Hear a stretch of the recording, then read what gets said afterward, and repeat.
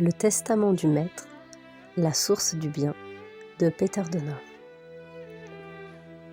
Extrait du chapitre Le travail intérieur du disciple.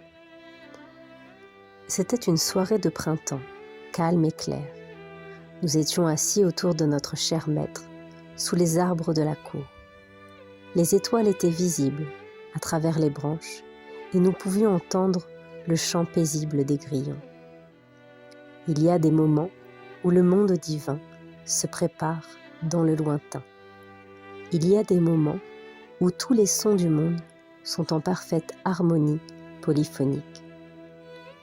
Nous entonnâmes quelques chants, puis, dans le silence qui suivit, quelqu'un souleva la question du travail intérieur du disciple. Le maître répondit : la prière est l'acte le plus puissant de l'existence humaine. Elle concentre dans une même unité les pensées, les sentiments et la volonté de l'homme.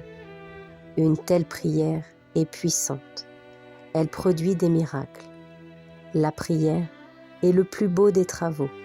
C'est une conversation avec Dieu. Il n'existe pas de moment plus important que celui où l'on contemple le visage de Dieu. Quel beau matin que celui où, dès son réveil, l'homme s'entretient avec l'Éternel. Celui qui ne s'intéresse pas à Dieu perd peu à peu ses forces et prend du retard. Celui qui pense aux anges se trouve dans le monde angélique. Celui qui pense à Dieu se trouve dans le monde divin. Nous vivons dans le monde auquel nous pensons, quel qu'il soit. Pendant un certain temps, les êtres vivent dans un environnement donné, puis ils en sortent pour passer à un autre. Par exemple, les poissons vivent dans l'eau.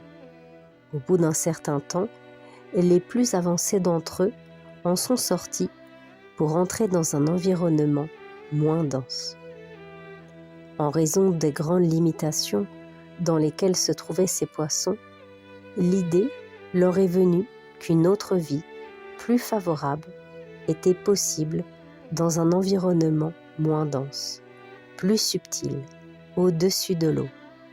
C'est ainsi qu'ils sont devenus des oiseaux. De même, lorsque les humains vivent dans des conditions difficiles, ils s'efforcent d'en sortir pour se rapprocher de Dieu.